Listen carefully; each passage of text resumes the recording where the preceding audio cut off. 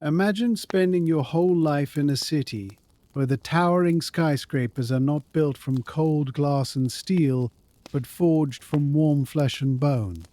Imagine those immense structures are alive, constantly patrolling the streets, where a single careless footstep could easily crush your fragile home into fine powder. Tonight, we step back to witness a 150 million year war for survival, exploring a hidden, invisible empire built directly beneath the soil of a brutal world. You are trembling deep inside a cramped, twisting labyrinth of rotting redwood roots. The enclosed space feels suffocating. Every breath tastes of wet, decaying moss and the sharp, bitter musk of crushed centipedes. Jagged splinters of dead wood press tightly against your ribs. Here in the dense, prehistoric coastal forests of North America, 66 million years ago, the dark underground is the only available sanctuary. Suddenly, the damp earth violently shudders. A deep, rhythmic, subsonic thud echoes through the buried root system, vibrating straight into the bone. Another heavy thud follows, vibrating with greater force. Fine, dry dirt shakes loose from the ceiling above, drifting down to coat the dark floor. The rhythmic booming is not a geological earthquake or a falling tree trunk. It is a slow, deliberate footstep. Something of terrifying scale is marching directly overhead. The bright daylight above this tangled root system does not belong to the small. It is a brutal surface arena ruled by walking leviathans that easily blot out the sun. To step out of this dark hole during the daytime is to invite swift, immediate destruction. The creature shivering beneath the damp redwood roots is a Simolodon. It strongly resembles a modern squirrel, possessing a long bushy tail, a rapid twitching nose, and a fragile body covered in dense, dark brown fur. Yet, this delicate animal is no larger than a standard porcelain teacup. It weighs only a handful of ounces, a tiny, beating heart hiding in the shadows of the dirt. The heavy, rhythmic thuds currently vibrating the ceiling belong to the undisputed ruler of the Hell Creek Formation, a 7-ton Tyrannosaurus rex. The roaming dinosaur boasts jagged teeth the size of iron railroad spikes and a muscular skull engineered to shatter solid bone. The physical size difference between the wandering giant above and the trembling mammal below defies any simple comparison. If the tiny furry beast dares to venture into the open ferns during the bright day, it faces an overwhelming multitude of fatal threats. It will be swiftly snatched and swallowed by fast, feathered raptors darting through the low underbrush. It will be carelessly crushed flat beneath the marching feet of armored, horned herbivores grazing in the meadows. Or it will simply be starved out of existence, unable to safely secure enough insects while competing against flocks of sharp-beaked prehistoric birds. The late Cretaceous period is a kingdom of extreme, unyielding scale. This presents a punishing, seemingly unsolvable survival paradox for the small mammals of the ancient era.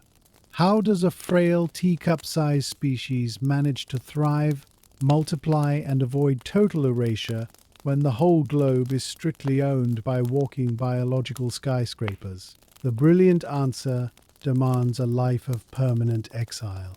The elegant solution to surviving a brutal world dominated by towering giants is simple but profound. Do not attempt to fight the skyscrapers. The frail mammals of the Mesozoic era recognized that the bright sunlit hours were an unwinnable battlefield. Instead of fiercely competing for open territory in the glaring light, they quietly surrendered the daytime. Pulling back from this single trembling redwood root reveals a sweeping global strategy of biological evasion. Across every ancient continent, from the dense fern prairies of prehistoric Asia to the sweltering coastal swamps of North America, an invisible empire was quietly taking shape directly beneath the feet of the ruling dinosaurs. For 150 million years, the distant ancestors of humanity operated a covert underground resistance. They rested deep within the earth while the sun reigned and the giant reptiles aggressively hunted. They carved out elaborate, twisting tunnel networks deep within the packed soil, utilizing the hard earth as a physical shield against the heavy footsteps above. But hiding during the day meant they had to forage for food and water in a fundamentally different environment. They were forced to wait patiently for the sun to drop below the western horizon, plunging the prehistoric jungles into an absolute pitch-black void.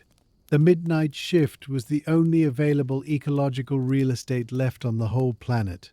By accepting a permanent banishment to the shadows, the tiny mammals found a landscape where the giant, heavy-footed dinosaurs were severely disadvantaged.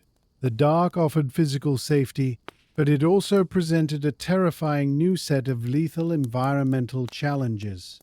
Conquering the pitch-black void meant facing a silent enemy far more pervasive than a roaming predator. The prehistoric night is not just deprived of light, it is unforgivingly cold. The exact moment the sun vanishes behind the distant horizon, the ambient temperature of the coastal forest rapidly plummets. The heavy radiant heat that baked the mud and warmed the giant ferns throughout the afternoon quickly dissipates up into the open atmosphere. This sudden thermal drop creates a severe, paralyzing biological crisis for the reigning champions of the daylight. The towering dinosaurs and the giant prehistoric reptiles are locked into a strict, unyielding dependence on external heat. Their sprawling bodies rely heavily on the sun to warm their blood and power their immense, heavy muscles. As the biting chill of the midnight air settles over the redwood canopy, those giant biological engines begin to stutter and fail. The thick blood pumping through the veins of a resting Tyrannosaurus rex cools down, turning sluggish and heavy, flowing through the arteries like cold, thick syrup. The towering monsters become physically stiff, deeply lethargic, and dangerously slow to react. They are forced to rest in the shadows, waiting for the morning dawn to recharge their solar-powered bodies. This daily physiological shutdown provided the tiny nocturnal mammals with a crucial window of opportunity. The forest floor, once a fatal death trap of snapping jaws and crushing feet, transformed into a quiet, frozen arena. To exploit this window, the teacup-sized mammals had to solve the thermal puzzle that immobilized the giants. The quiet, frozen arena of the midnight forest offered a boundless buffet of resting insects, fallen fruit, and hidden seeds, free from the tyranny of the daytime giants. But this rich opportunity was useless if the tiny mammals could not physically move to claim it. If the teacup-sized Simolodon allowed its own blood to cool down like the sprawling reptiles, it would slip into a fatal, paralyzing coma long before securing a single meal. A small physical body inherently loses core heat much faster than a large one, meaning the biting night air threatened to flash freeze the delicate, furry creature solid. To successfully conquer the cold, these vulnerable underdogs had to rebel against the fundamental, established rules of ancient biology. They could not afford to wait for the morning sun to return. They needed to manufacture their own radiant heat from scratch. They required a biological miracle that would allow them to sprint, hunt, and frantically forage while the rest of the scaled world remained trapped and paralyzed by the frost. This immense challenge meant physically altering the very chemistry of their own living cells. Deep within their microscopic tissues, a revolutionary upgrade was quietly taking place, setting the stage for a spectacular evolutionary advantage. The frail, Subterranean exiles were secretly building a relentless internal furnace, a biological engine capable of defying the freezing dark. To understand how they achieved this impossible feat, we must look at the burning cost of generating physical fire from within, and the staggering caloric price required to keep the mammalian engine running until dawn. The prehistoric sun dips heavy and orange below the jagged horizon, painting the steamy coastal swamps of the late Cretaceous in deep, bruised shades of violet and indigo. As the fading daylight retreats from the towering redwood canopy, a sharp, biting chill rapidly settles over the muddy earth. A towering, scaly predator, a fearsome dromaeosaur armed with sickle-shaped claws and a jaw full of serrated teeth, stops its aggressive hunt through the trampled ferns. The sudden drop in atmospheric temperature is not just an annoyance for this scaled giant, it is a profound physical off-switch. The beast lumbers awkwardly toward a broad, flat slab of pale sandstone that has baked in the harsh daylight for the past 12 hours. Pressing its heavy, textured belly flat against the cooling stone, the predator desperately tries to soak up the last lingering traces of radiant heat. Its fierce, yellow eyes grow dull. The muscular, spring-loaded legs that could easily outrun a terrified herbivore mere hours ago now stiffen, turning rigid and unresponsive in the encroaching frost. The great biological machines of the dinosaur kingdom are powering down, forced into a state of vulnerable, sluggish paralysis by the simple rotation of the earth. The dense forest transforms from a roaring, sunlit battlefield of titans into a silent, frozen landscape. But just as the daylight rulers surrender their dominance to the freezing dark, the loose dirt directly beneath the sandstone slab begins to twitch. The true masters of the midnight shift are waking up, preparing to claim the empty world. A cold-blooded animal represents an exercise in ruthless, brilliant biological efficiency. Reptiles and many dinosaurs utilize the blazing sun as an infinite, boundless source of free external energy to run their metabolisms. By simply basking in the bright morning rays on a wide riverbank, a giant lizard absorbs solar radiation directly through its scaly skin, rapidly warming its thick blood and charging its heavy muscles without ever having to burn a single internal calorie. It is a perfect, zero-cost survival strategy, provided the sun is actually shining. But the tiny, squirrel-like ancestors of humanity explicitly chose to abandon this free, abundant solar energy. They deliberately retreated into cramped, suffocating dirt burrows during the hottest, most productive parts of the afternoon, waiting patiently for the harsh light to vanish. When they finally emerged from the soil to forage for centipedes and fallen seeds, the prehistoric environment was hostile and frigid.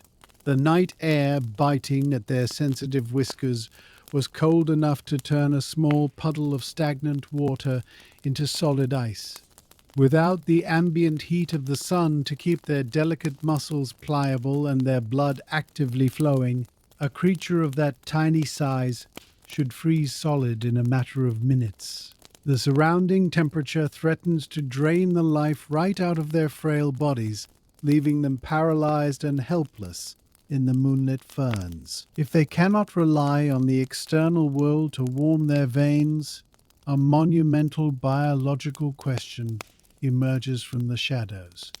How did these tiny, fragile exiles manage to sprint through the freezing dark, hunting and fighting, while the giant, heavily armored monsters slept helplessly on the cooling rocks?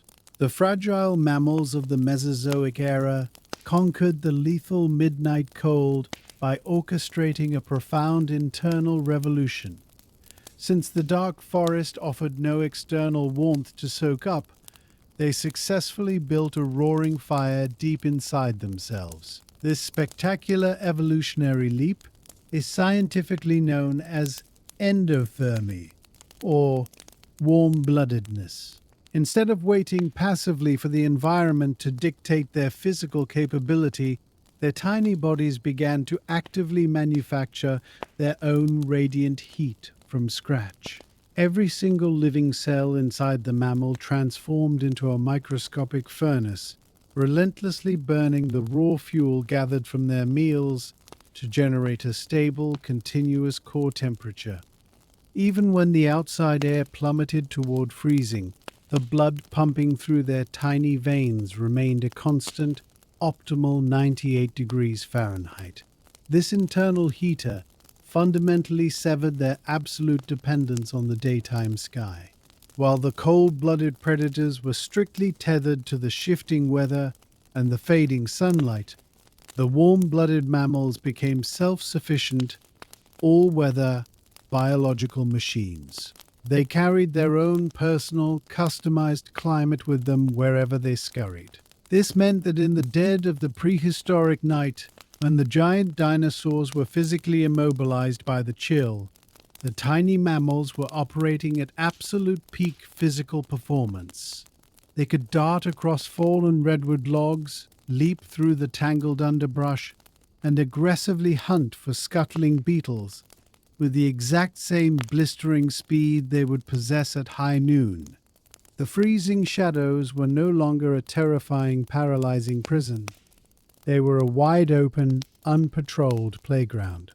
To visualize the sheer mechanical advantage of this warm-blooded revolution, consider the fundamental difference between two common pieces of modern technology. A cold-blooded reptile operates exactly like a simple, solar-powered calculator. When the device is placed in bright, direct light, it functions perfectly, crunching numbers and operating at full capacity.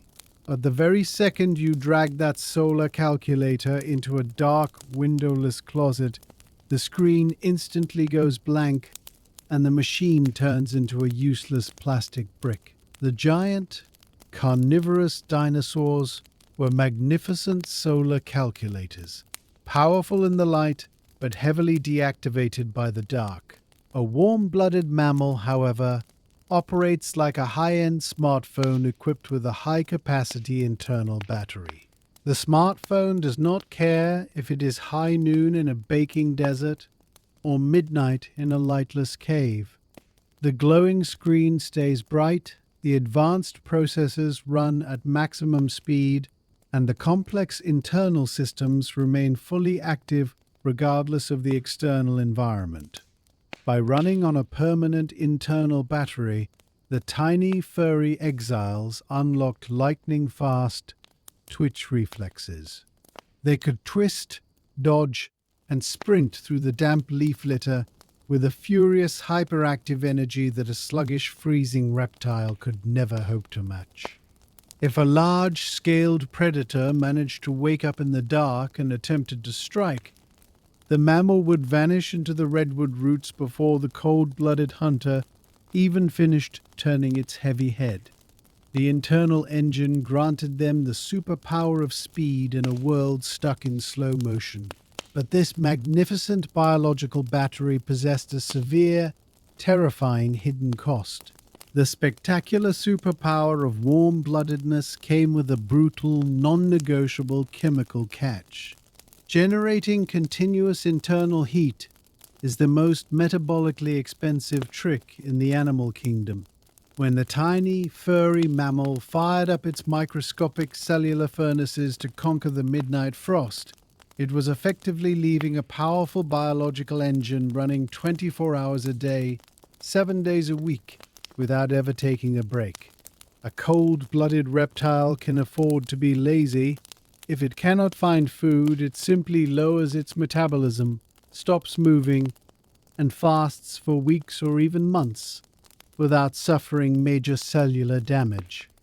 But a warm-blooded mammal does not have an off switch. Its roaring internal fire demands a relentless, boundless supply of fresh combustible fuel just to prevent the organism from freezing from the inside out. To keep the 98-degree furnace burning through the long prehistoric night, These tiny underdogs had to consume a staggering 10 times more food than a reptile of the exact same physical size. Their whole existence transformed into a frantic, high-stakes marathon of continuous eating. Every waking hour was spent aggressively hunting spiders, tearing into grubs, and chewing through tough, fibrous seeds. If they failed to secure enough dense calories over the course of a few short days, their internal fires would sputter, and they would rapidly starve to death. This brutal caloric demand forced the mammals to confront a monumental new physical hurdle. Hunting 10 times more food was useless if their stomachs took a week to slowly digest a single meal. They needed a way to extract high-octane energy from their prey almost instantaneously.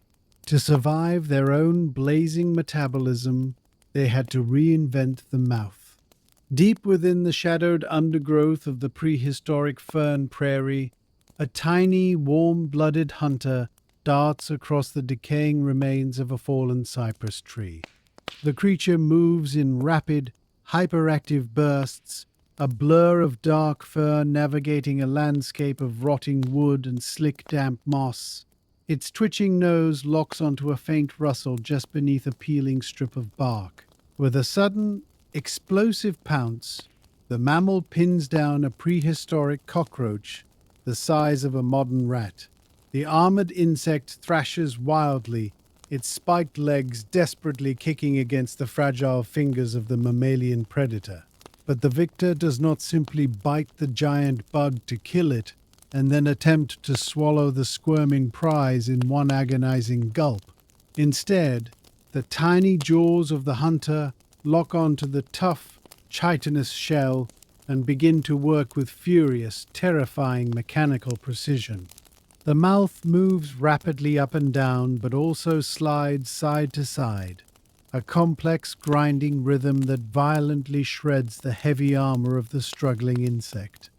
A sharp, rhythmic crunching echoes in the quiet darkness of the midnight forest. This frantic, aggressive eating is a radical departure from the slow, deliberate hunting style of the giant-scaled predators roaming the world above. The tiny mammal is treating its mouth not just as a simple trap to secure its prey, but as a heavy-duty industrial processing plant.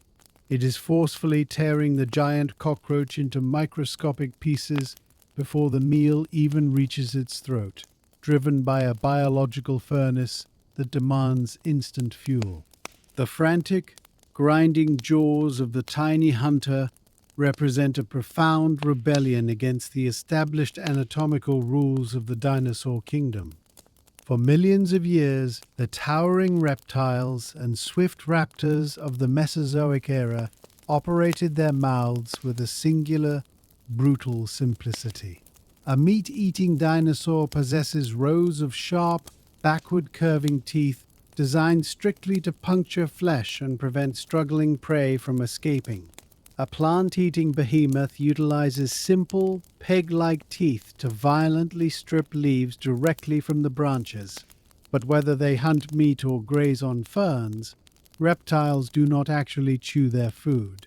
They swallow their meals in large, unyielding chunks, dropping whole animals or giant clusters of leaves straight down into their sprawling, cavernous stomachs. They rely on potent, corrosive digestive acids to slowly break down the raw organic material over a period of many days or even weeks. This slow-motion digestion is fine for a cold-blooded giant basking lazily in the afternoon sun, burning very few calories while it rests. But for the tiny, hyperactive mammal scurrying through the freezing midnight, waiting a full week to extract energy from a swallowed insect is a guaranteed death sentence. The roaring 98-degree internal heater requires an immediate, uninterrupted flow of high-octane fuel to prevent the heart from stopping. If the mammal swallowed the armored cockroach whole, its rapid metabolism would burn through its energy reserves and starve long before the tough insect shell dissolved. the mammalian engine demands a radical anatomical upgrade. To solve this urgent, high-stakes fuel crisis, the delicate exiles of the dark forest invented the ultimate biological multi-tool right inside their own skulls. Evolution slowly abandoned the primitive, uniform pegs and simple spikes that lined the jaws of their reptilian ancestors. In their place, the mammals developed a specialized, intricate piece of anatomical engineering known as the complex molar.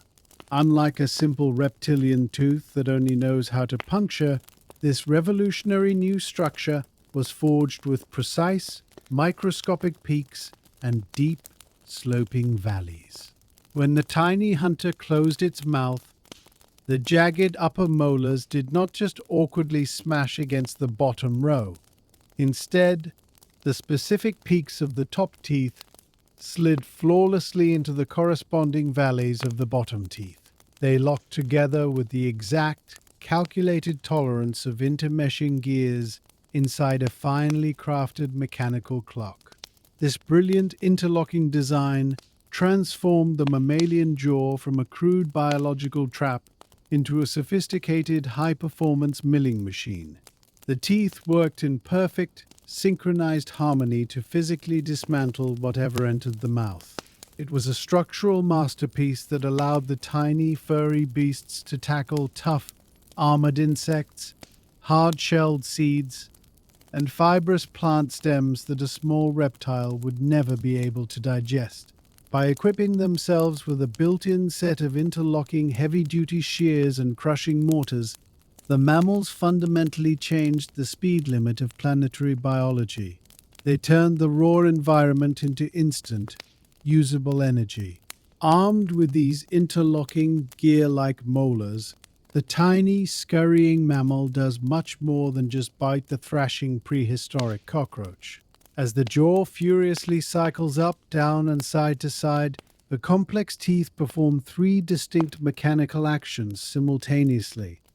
The sharp front edges act as precision scissors, cleanly slicing through the tough outer armor of the insect. The broad, flat basins of the back teeth function as heavy-duty mortar and pestle sets, brutally crushing the dense muscle tissue. Finally, the sliding motion of the jaw grinds the entire mixture into a soft, highly digestible paste. Before the hunter even swallows its meal, the hard, unyielding prey has been violently reduced to a wet, pulverized slurry.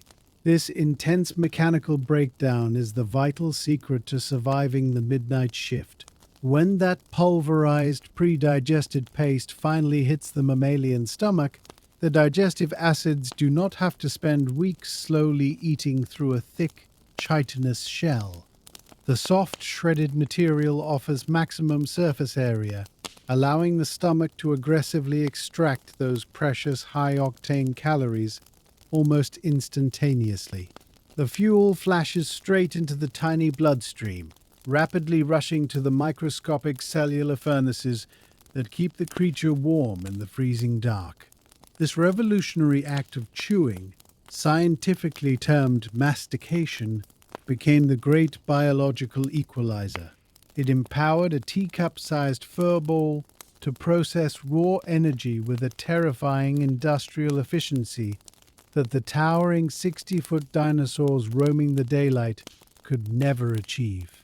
The mammals essentially built a high-speed fuel pump right in their own mouths. The spectacular invention of complex chewing beautifully solved the desperate fuel crisis of the warm-blooded engine, ensuring the tiny mammals would not starve in the freezing shadows, but in the ruthless, unforgiving laboratory of evolution, violently altering one piece of anatomy always unleashes a dangerous, cascading chain reaction.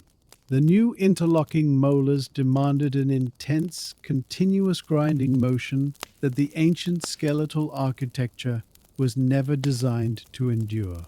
A primitive reptile jaw is a pieced-together mechanism composed of multiple small, fragile bones, loosely stitched together at the back of the mouth near the hinge. When a lizard simply opens and closes its mouth to swallow a bug whole, those delicate rear bones experience very little physical stress. But a mammal must forcefully slide its jaw side to side, applying immense heavy-duty pressure to aggressively pulverize hard seeds and thick insect armor. This constant, relentless grinding generated brutal mechanical friction. The immense torque and crushing force traveled straight to the back of the skull, threatening to violently dislocate or shatter those fragile, loose hinge bones with every single frantic bite. The ancient, patched-together reptile jaw was failing under the overwhelming power of the new mammalian milling machine. A critical structural breaking point was imminent. If the tiny, warm-blooded hunters wanted to keep their high-speed chewing, something inside their skulls fundamentally had to snap. And what happened next to those shattering bones would accidentally grant them an unparalleled superpower. The ancient redwood forest descends into a suffocating, pitch-black void. Not a single sliver of pale moonlight pierces the dense, interwoven canopy of prehistoric fern fronds. The damp earth is swallowed by an oppressive, heavy darkness that renders physical eyesight practically useless. Down among the decaying roots, a solitary teacup-sized mammal stands frozen, perfectly still against a patch of damp moss. It does not rely on its small, glassy eyes to navigate this dangerous, lightless labyrinth. Instead, two large, deeply veined ears flare outward from its narrow skull. These soft, fleshy appendages act like independent radar dishes, swiveling and twitching with jerky, precise mechanical movements to scan the silent air. 20 feet away, perfectly concealed in the deep shadows, a prehistoric moth delicately flutters its dusty wings against a broad cycad leaf. The resulting sound is nothing more than a microscopic disturbance in the atmospheric pressure, a whisper so faint it would be lost forever to the lumbering, scaly predators resting nearby. Yet, the tiny, furry hunter instantly snaps its head toward the exact physical coordinates of the fluttering insect. It calculates the distance, the trajectory, and the size of the prey using nothing but the invisible ripples vibrating through the cold night air. To successfully hunt in a world without light, the subterranean exiles needed to cultivate an extraordinary superhuman sense of hearing. But achieving this acoustic mastery required fixing a severe, agonizing structural flaw hidden deep within their own skulls. The spectacular invention of the complex grinding molar gave the warm-blooded mammals a boundless supply of instant fuel. But this aggressive, heavy-duty chewing mechanism accidentally sparked a brutal biomechanical crisis. To properly process hard seeds and thick insect shells, the tiny lower jaw had to slide forcefully side to side, generating immense torque and continuous friction. The anatomical problem lay at the very back of the mouth. In the ancient primitive reptiles, the main jaw hinge was not a single solid piece of thick bone. It was a chaotic, patched-together mechanism composed of several loose, delicate fragments resting near the fragile base of the skull. When a reptile simply opened and closed its mouth to swallow a meal whole, these loose hinge bones experienced almost zero physical stress. But when the new mammalian milling machine began its furious sideways grinding, the resulting violent vibrations traveled straight down the jawline. Those small, fragile hinge bones were relentlessly rattling, grinding aggressively against one another, and suffering agonizing structural damage with every single bite. The intense mechanical pressure threatened to permanently dislocate the lower jaw, leaving the tiny hunter unable to feed its roaring metabolism. The nocturnal exiles were trapped in a cruel evolutionary paradox. They desperately needed the fierce grinding action to fuel their internal heaters, but the sheer mechanical violence of their own chewing was tearing their delicate skulls apart from the inside out. They urgently needed to reinforce the mouth, but resolving this painful flaw would accidentally unlock a magnificent sensory upgrade. Evolution rarely invents a brand new biological mechanism from scratch. It strongly prefers to aggressively remodel whatever raw anatomical materials are already available in the body. To save the tiny nocturnal mammals from starving due to a painfully shattered mouth, the fundamental architecture of the skull underwent a radical structural consolidation. Over millions of dark generations, the main load-bearing section of the lower jaw grew steadily larger, thicker, and significantly more robust. It fused into one single, unbreakable piece of solid bone, perfectly capable of absorbing the extreme torque of continuous, heavy-duty chewing. This brilliant structural reinforcement finally gave the warm-blooded hunters a stable, damage-proof platform for their complex gear-like molars. But this monumental upgrade created a bizarre anatomical surplus at the back of the throat.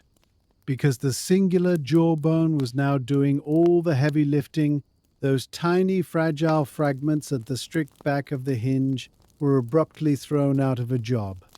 They were no longer required to connect the working jaw to the rest of the skull. In many other circumstances, useless biological spare parts might simply slowly dissolve and disappear from the genetic code forever.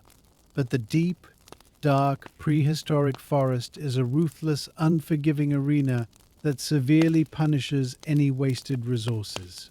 Instead of discarding these obsolete hinge fragments, the mammalian blueprint began to slowly pull them upward, physically dragging them away from the violent, grinding chaos of the mouth.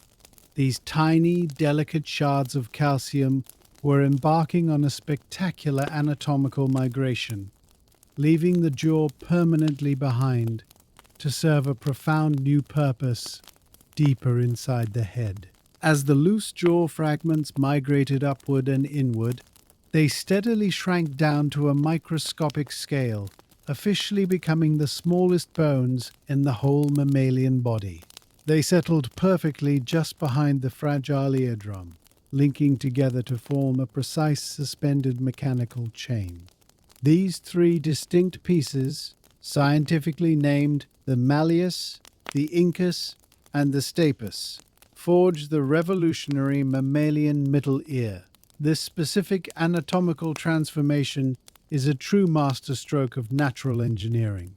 Imagine removing the rusty, grinding iron hinges from an old, heavy wooden door, polishing the crude metal down to a razor-thin wire, and cleverly repurposing those exact same parts to construct a specialized acoustic satellite dish.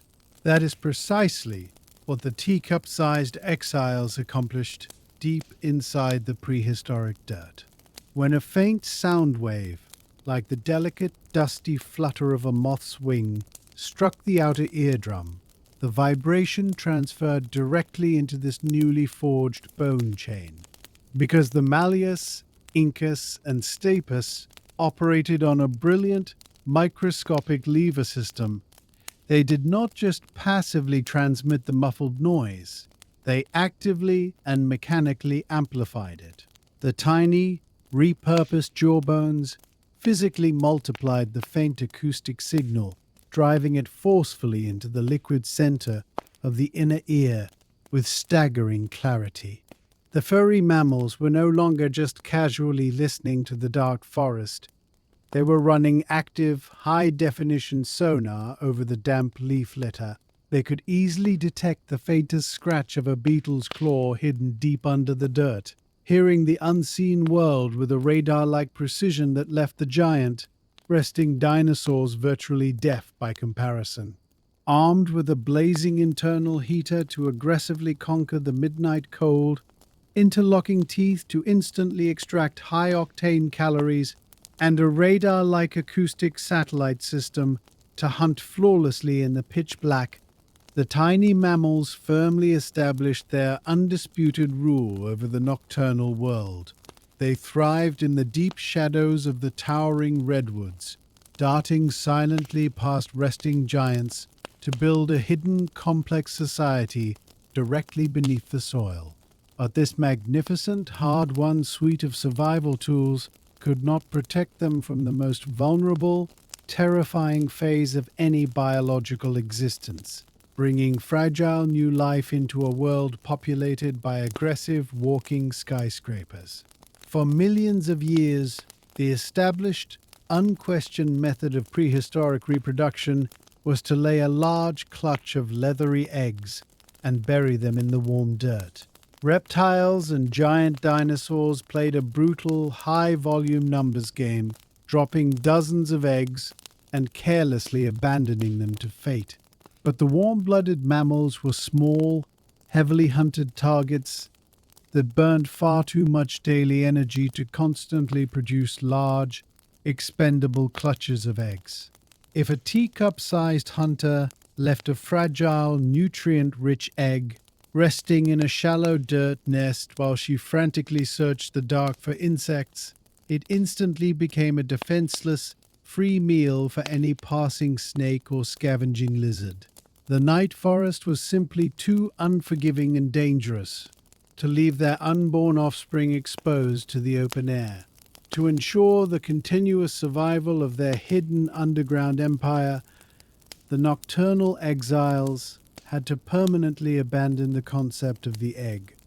They urgently needed to invent a secure, biological fortress to protect their young, fundamentally changing the way mothers nourished their infants in a brutal ancient world.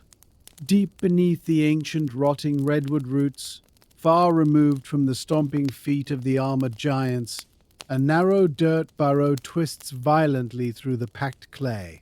The subterranean chamber is suffocatingly tight and humid, smelling strongly of damp earth, decaying leaves, and the sharp musk of shed fur.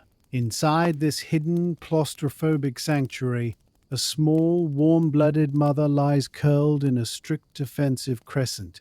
She is a fierce, battle-scarred survivor of the midnight shift. But right now, she remains perfectly still in the crushing darkness. Nestled against her rapidly vibrating chest are three blind, hairless infants, each no larger than a pale, wriggling, shelled peanut. They are profoundly vulnerable, lacking the dark fur, the interlocking gear-like molars, and the swiveling radar ears of their adult counterparts.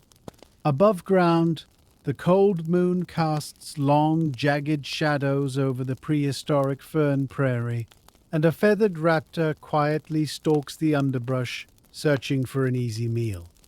But the scaled predators of the surface will never find these hidden offspring. The furry mother has retreated into the ultimate biological fortress. She is not guarding a shallow nest of brittle, leathery eggs buried casually in the loose sand. Instead of leaving her unborn young exposed to the ruthless, scavenging jaws of the dinosaur kingdom, she has forged a radically different path. She presses her fragile infants close, transferring a steady, pulsing stream of warm liquid energy directly into their tiny mouths. This quiet, intimate exchange in the dark dirt is the spectacular culmination of a breathtaking evolutionary gamble. To truly grasp the profound genius of this underground nursery, one must examine the reckless, chaotic reproductive strategy of the ruling reptiles. A 60-foot herbivore treats childbirth as a brutal, high-volume lottery. The towering beast drops 40 thick, leathery eggs into a crude mound of rotting vegetation and simply walks away, gambling that at least one lucky hatchling will survive the violent gauntlet of hungry snakes and predatory birds. It is an exercise in biological abandonment, relying strictly on sheer numerical volume to combat a near-total mortality rate. But a teacup-sized mammal, constantly burning thousands of calories just to keep its internal furnace roaring in the midnight frost, cannot afford to play this careless numbers game. Generating a single egg requires a staggering expenditure of precious hard-won fuel. Leaving that reproductive investment sitting unattended in the loose dirt is a guaranteed death sentence for their genetic legacy. The furry exiles needed a way to protect their vulnerable offspring continuously, carrying their babies safely away from the snapping jaws of the forest floor, yet solving the physical location of the young birthed a terrifying secondary crisis. When a baby reptile hatches, it emerges as a miniature, fully armed replica of its parents, equipped with sharp teeth ready to hunt insects or shred green leaves. A newborn mammal arrives into the freezing dark as a blind, uncoordinated, and toothless lump of flesh. The adults survive the night strictly because their complex molars can instantly pulverize armored beetles. How does a mother feed a helpless, toothless infant in a cold world where every meal requires heavy-duty industrial chewing just to properly digest? The brilliant, world-altering solution transformed the mammalian mother into a fortified, mobile biological factory. Instead of depositing a fragile egg into the hostile, freezing dirt and hoping for the best, the female retained the developing embryo safely inside her own warm, heavily protected body. She became a walking vault, physically carrying the next generation away from the crushing footsteps and snapping jaws of the giant dinosaurs. But keeping the baby securely inside only solved the problem of external predators. It did not solve the desperate fuel crisis of the toothless newborn. When the blind, hairless infant finally emerged into the cramped dirt burrow, the mother bypassed the need for the child to hunt or chew altogether. She accomplished this by synthesizing the most powerful, specialized fluid in the history of the animal kingdom. The mother essentially operated her internal organs as a complex biological three-dimensional printer. She hunted armored cockroaches and hard seeds in the freezing dark, using her interlocking molars and blazing internal heater to violently break down the tough raw calories. Then, her specialized mammary glands reassembled those pulverized nutrients into a flawless liquid superfuel. This milk acts exactly like a high-tech printing fluid. It is a concentrated, instantly digestible cocktail of rich fats, complex sugars, and vital disease-fighting immune cells. The mother successfully took the grueling, violent labor of hunting and chewing upon herself, actively filtering the harsh prehistoric world and transferring her hard-won calories directly into the infant's rapid bloodstream. This intimate, unseen liquid transfer inside the dark, twisting burrow represents the pinnacle of prehistoric engineering. By combining the internal furnace of warm-bloodedness, the industrial milling machine of the complex jaw, the radar-like precision of the three tiny ear bones, and the liquid printing fluid of nutrient-dense milk, the tiny mammals forged an invincible survival loop. For a staggering 150 million years, this was the strict, unchanging boundary of the mammalian existence. They were born blind in the damp dirt, nourished by concentrated fat, and grew up to inherit the freezing, pitch-black void. Hide in the deep, rotting roots during the blazing afternoon. Listen to the faint rustle of insect wings with swiveling, acoustic satellite ears. Chew through tough, armored shells with interlocking gear-like teeth. Nurse the next frail generation in the safety of the subterranean dark. They were a specialized underground resistance force, perfectly adapted to a world composed of dangerous shadows and roaring, walking skyscrapers. While the towering reptiles continuously fought bloody, earth-shaking battles in the bright, sweltering sunlight, the furry exiles quietly, patiently built their invisible empire in the dust. They accepted their permanent banishment as the fundamental cost of doing business on a planet ruled by colossal monsters. They were the undisputed champions of the night shift, never once attempting to challenge the daytime dictatorship of the scaled titans. The rules of the ancient earth seemed permanently locked in unyielding stone, an eternal, unbreakable stalemate of massive scale and freezing shadow. The endless 150 million year war of the Mesozoic era ground on with a predictable, unchanging rhythm. The giant, heavy-footed dinosaurs ruled the vibrant, sun-drenched canopy, while the tiny, furry mammals fiercely commanded the freezing, lightless roots below. It was a brutal ecosystem of extreme, opposing forces, perfectly balanced upon a razor-thin biological edge. The warm-blooded exiles had brilliantly engineered their own bodies to survive a world where the sun was their greatest enemy, treating the bright daylight as a toxic, lethal zone to be avoided at all costs. They never looked up at the bright blue sky, because the open air belonged exclusively to the feathered raptors and the gliding, leathery-winged pterosaurs. Their entire existence was tethered securely to the damp earth, trusting the thick, packed soil to shield them from the violence above. But the unyielding laws of the prehistoric planet were about to be violently rewritten. The towering dinosaurs and the scurrying mammals were both unaware that the true, existential threat to their long-established reign did not come from a sharper tooth, a faster muscular leg, or a slow creeping shift in the regional climate. It was a pristine late spring morning, 66 million years ago. The sprawling sky over what is now the Yucatan Peninsula was a piercing, flawless blue. The giant herbivores grazed peacefully among the tall ferns, and the nocturnal mammals rested securely in their cool dirt bunkers.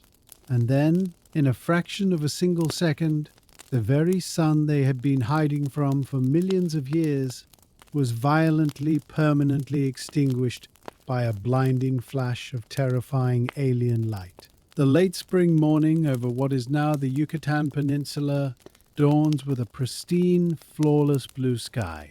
The air is warm and heavy with the scent of blooming cycads and damp, salty coastal mud.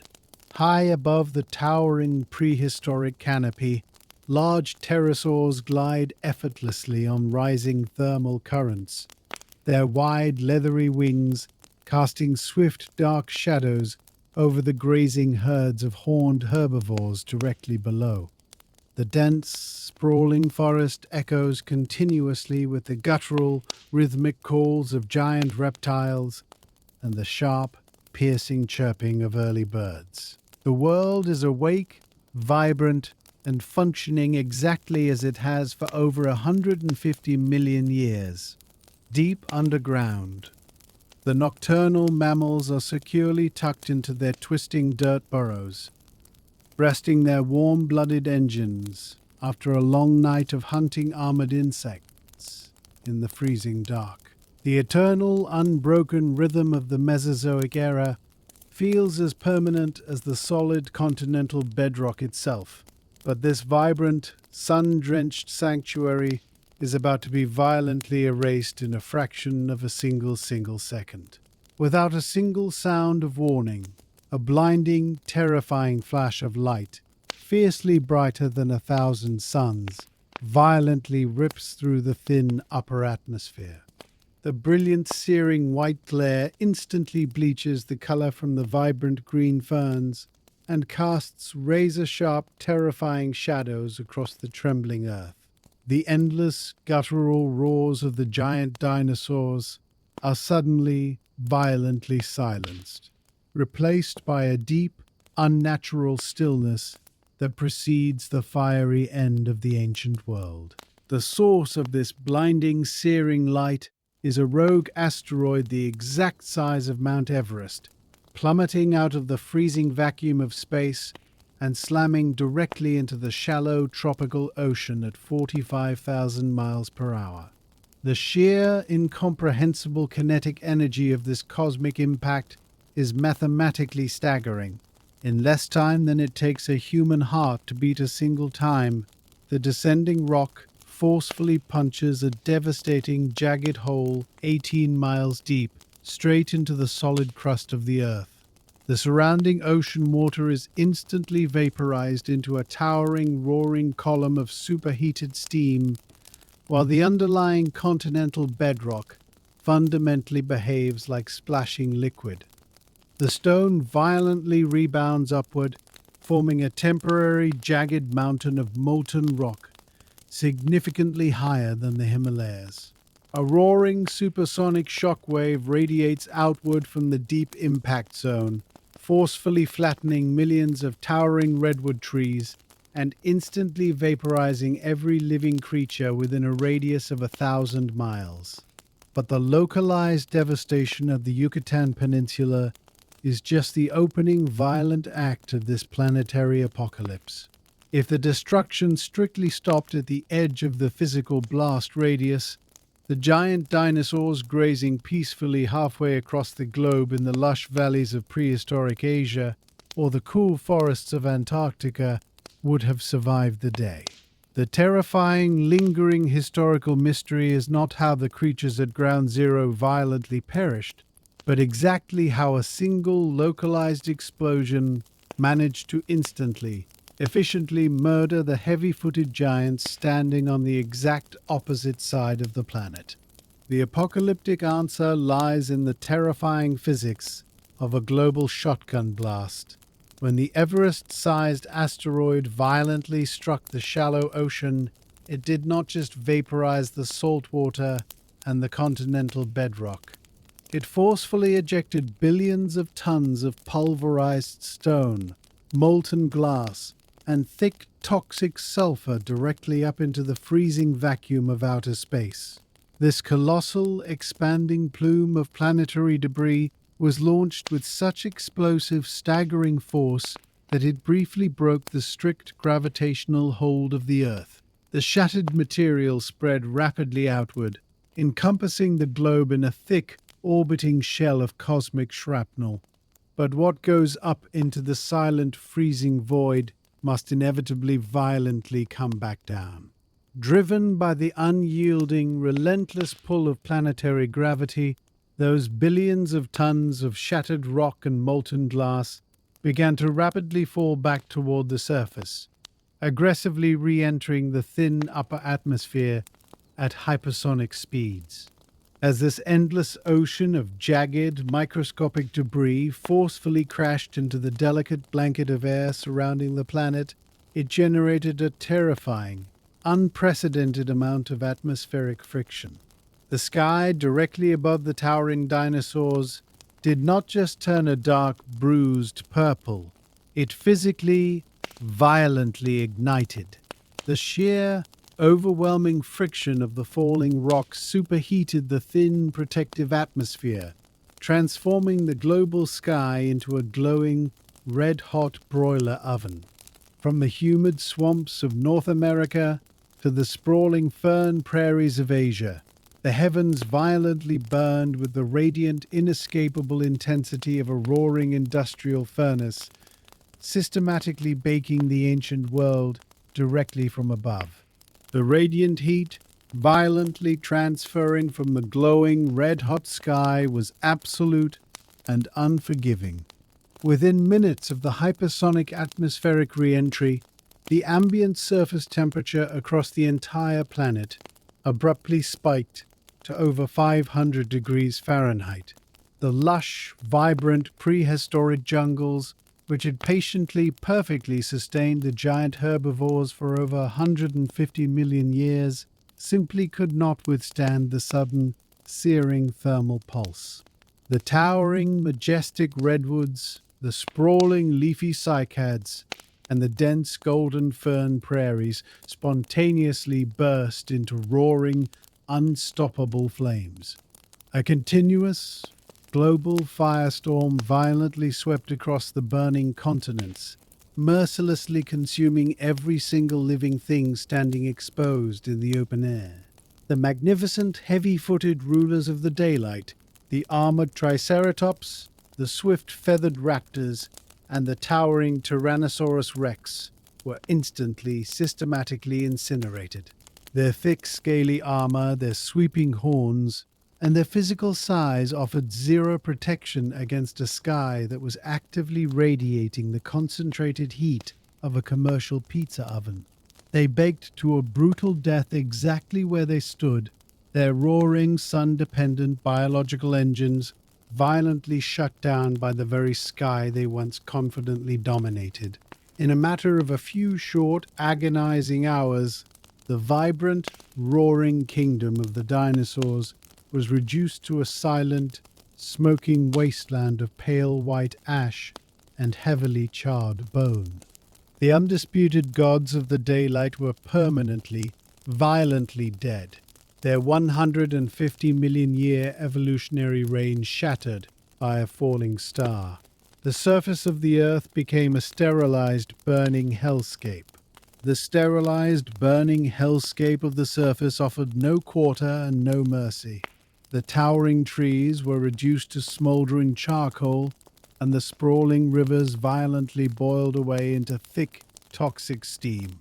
The air itself was a lethal, choking mixture of thick black soot and heavy sulfur, rendering every single breath a searing agony for any creature foolish enough to remain above ground.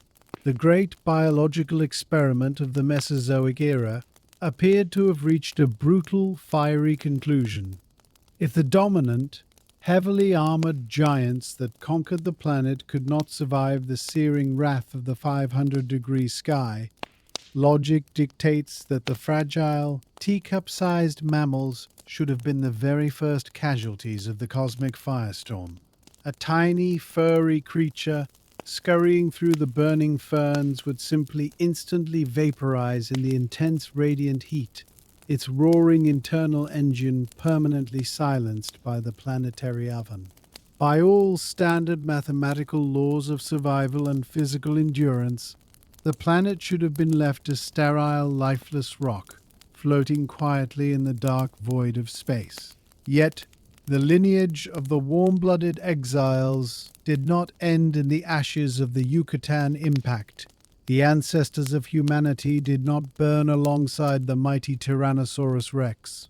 As the global firestorm raged with unyielding ferocity across the surface, a quiet, profound biological miracle was unfolding just inches below the burning dirt. The tiny exiles were about to leverage their 150 million year banishment into the greatest survival advantage in the history of the Earth. The surface of the prehistoric world has been violently transformed into an unrecognizable hellscape of blinding fire and swirling, choking ash. The majestic 60-foot predators that terrorize the daytime ferns are currently baking to death in a matter of agonizing minutes.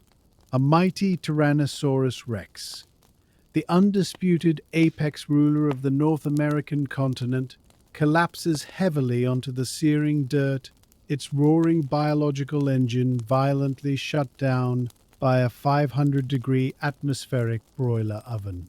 The dense, sprawling redwood forests, once bursting with vibrant green cycads and towering canopy leaves, spontaneously erupt into towering pillars of aggressive roaring flame. The sky is an inescapable radiant red ceiling of falling superheated glass. Yet, right beneath the heavy thrashing foot of the dying king, a profound, chilling silence reigns supreme. Just 24 inches below the burning, pulverized dirt, the air remains remarkably cool, profoundly quiet, and perfectly still.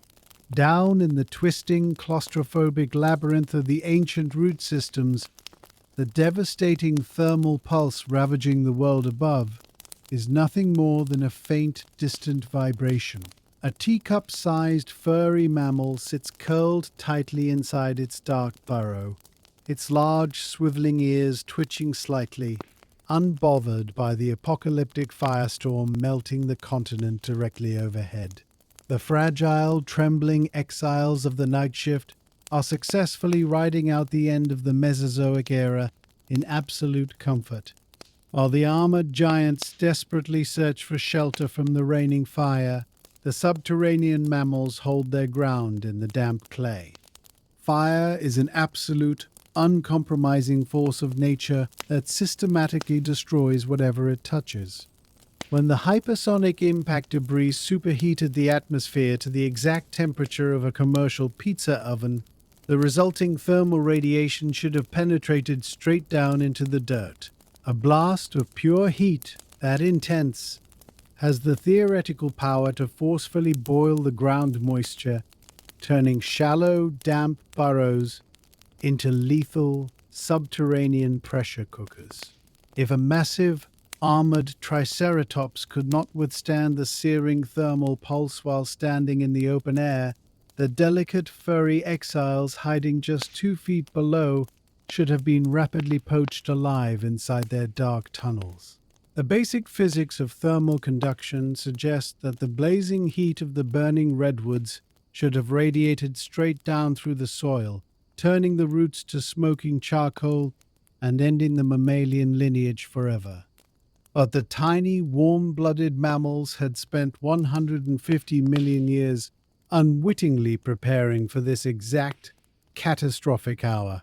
They possessed a highly specific, finely tuned superpower that the towering dinosaurs fundamentally lacked. The scaly giants were built strictly for open, sunlit domination, requiring vast, expansive territories to roam and hunt. They were way too gigantic to ever hide from the sky. The furry exiles, however, had spent their whole evolutionary history actively mastering the profound, defensive mechanics of the underground. Their permanent banishment from the daylight had accidentally forged a flawless defense against a falling star. The spectacular, planet-saving superpower of the mammalian lineage was beautifully simple. They were small enough to fit inside tiny holes, while the towering 60-foot rulers of the Cretaceous period required vast, open spaces to maneuver their heavy bodies. The warm-blooded exiles only needed a gap the size of a modern teacup. By retreating deep into the twisting root systems and excavating complex winding tunnels directly through the packed clay, they stumbled upon a profound geological loophole. Ordinary common soil acts as a nearly flawless, heavy-duty thermal insulator. Because dirt is packed with microscopic pockets of trapped air and dense minerals, it actively resists the rapid transfer of heat. When the 500-degree atmospheric broiler oven violently ignited the surface world, the blistering thermal energy slammed directly into the top layer of the Earth and simply stopped. It could not rapidly penetrate the dense, tightly packed loam. A blazing firestorm could burn with terrifying ferocity right on the forest floor, reducing a fallen cypress tree to white ash, while the temperature just 24 inches below the roots barely shifted a single degree. The packed clay acted exactly like the thick, insulated walls of a heavy-duty industrial thermos.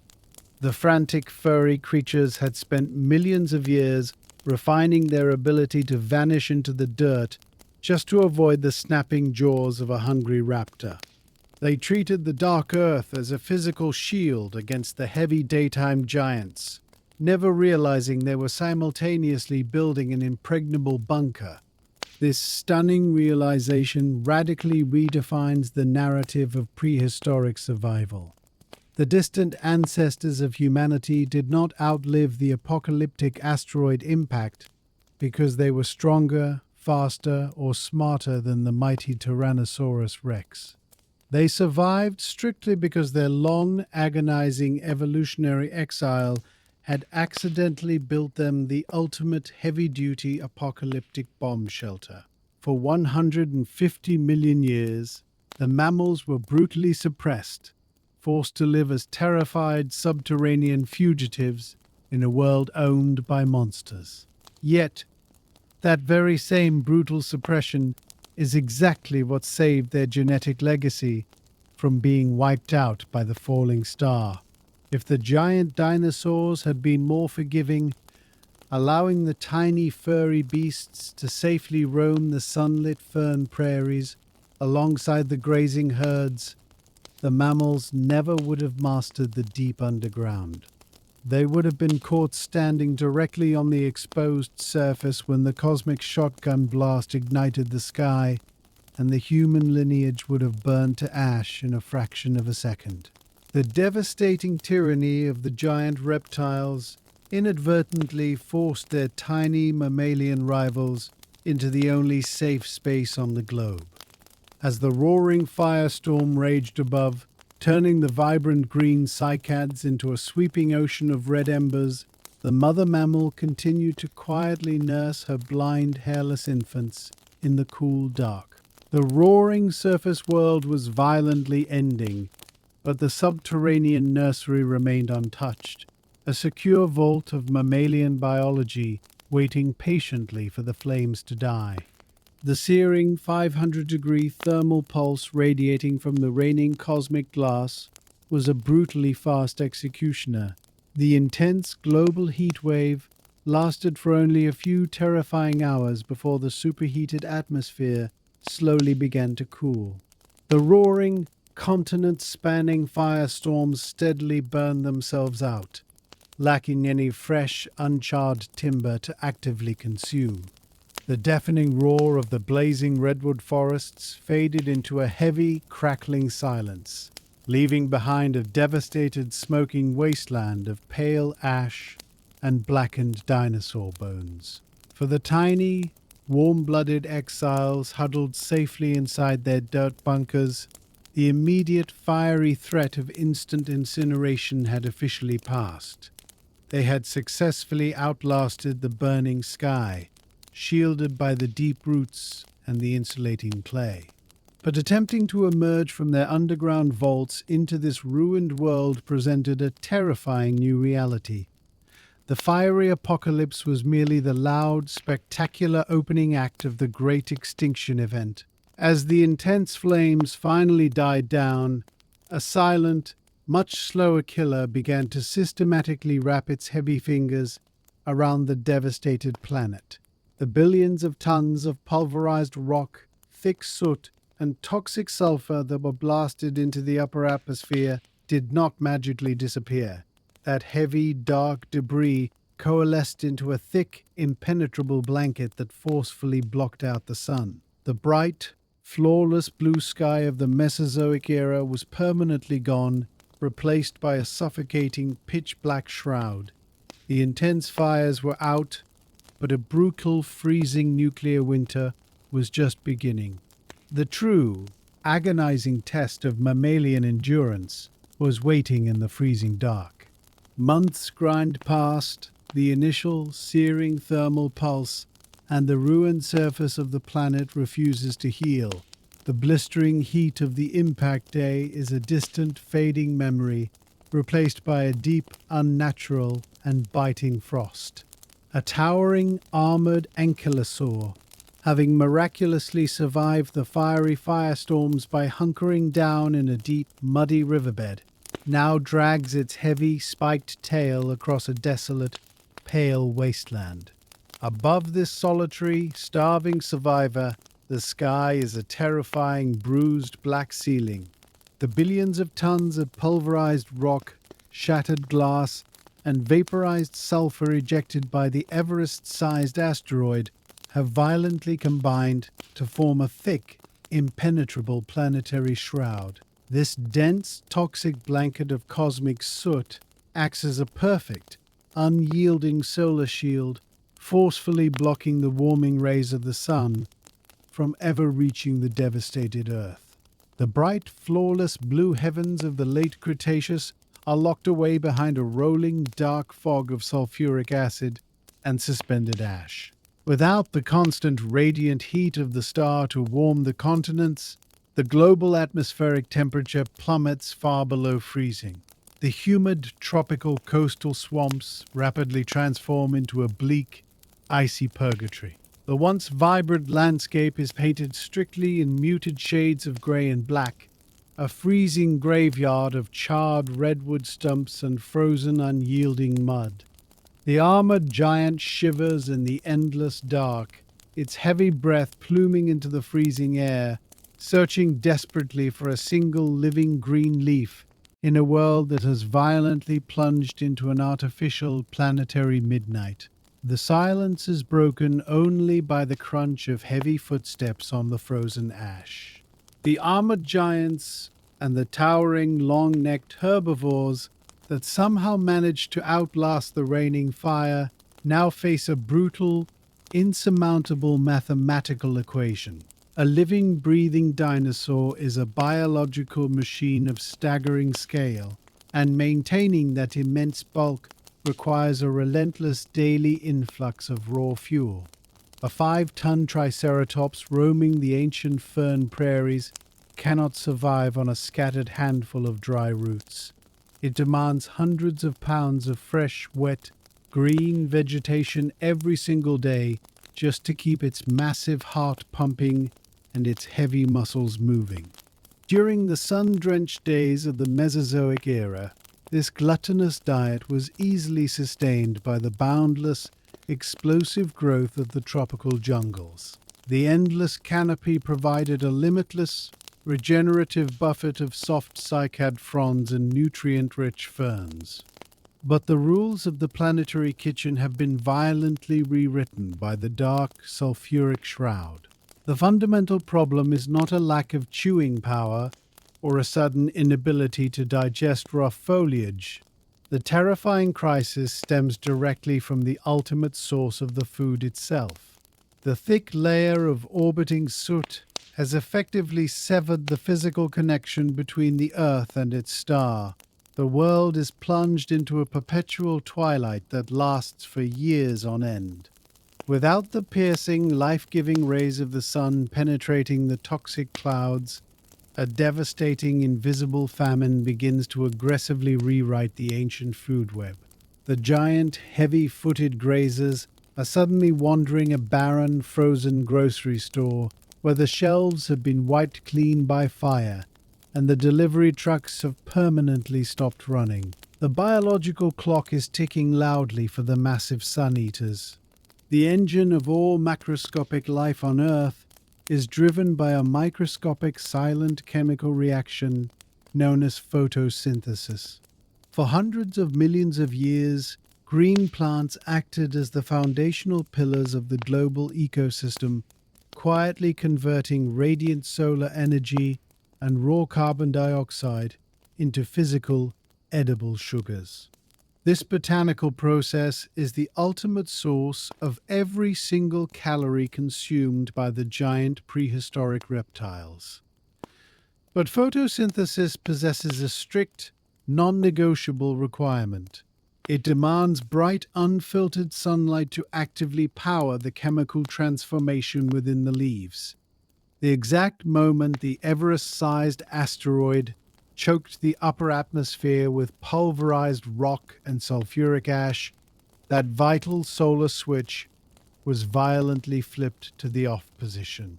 Deprived of the crucial light needed to manufacture their own internal food, the surviving redwood forests, the sprawling cycad groves, and the dense fern prairies rapidly withered and died in the freezing dark.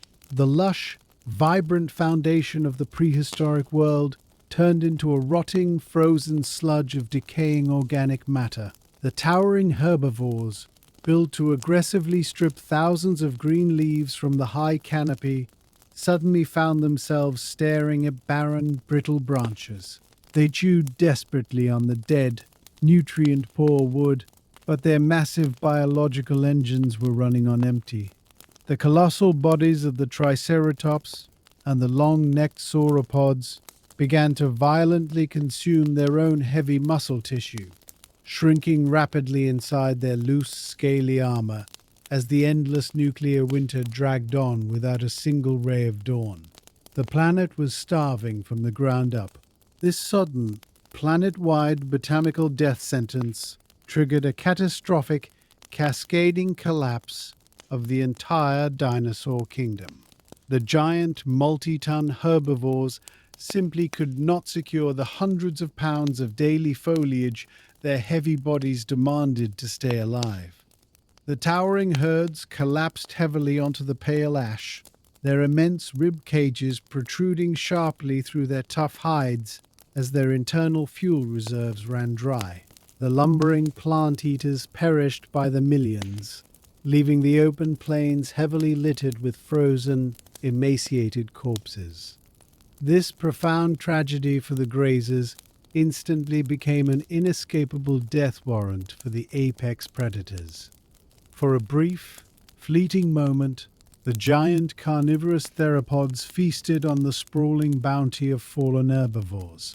But dead meat rots, and a frozen carcass cannot sustain a breeding population of towering hunters forever. Without the slow-moving, heavy-footed grazers actively converting new plant matter into fresh meat, the meat-eaters faced an identical fate. The great serrated jaws of the surviving tyrannosaurs found nothing but shattered bone and freezing ash. The top-heavy, sun-dependent dinosaur food chain collapsed with terrifying speed, crashing down exactly like a towering wooden block puzzle, missing its crucial bottom pieces. The complex interwoven biological network that successfully dominated the planet for over 150 million years was systematically dismantled by the dark sky. The magnificent titans of the Mesozoic era died quietly in the bitter frost, starved into permanent extinction by a shattered food web. The surface of the earth is now a silent, freezing graveyard of shattered trees and heavy, frost-covered bones. The sun has vanished behind a toxic curtain, the lush green plants are dead, and the giant, sun-eating leviathans have been permanently erased from the evolutionary record. The great, macroscopic food web is broken beyond any hope of repair. Yet, deep beneath the frozen ash, inside the dark, twisting root labyrinths, the tiny mammalian survivors are still breathing. Their swiveling, radar-like ears twitch in the silent dirt. Their warm-blooded 98-degree internal furnaces are still roaring, forcefully pushing hot blood through their tiny veins to ward off the lethal chill of the nuclear winter. But maintaining that blazing internal fire comes with a brutal, non-negotiable biological cost. To avoid freezing from the inside out, these hyperactive, teacup-sized exiles must continuously consume immense amounts of high-octane calories every single day. They are trapped in the exact same barren, desolate grocery store that just ruthlessly starved the mighty Tyrannosaurus Rex to death. If the radiant sun is permanently gone, the green leaves are rotting, and the traditional food pyramid has been violently shattered into a million pieces, a terrifying paradox emerges from the dark soil. How did a fragile, ferociously active creature that requires 10 times more food than a resting reptile manage to keep its cellular fires burning?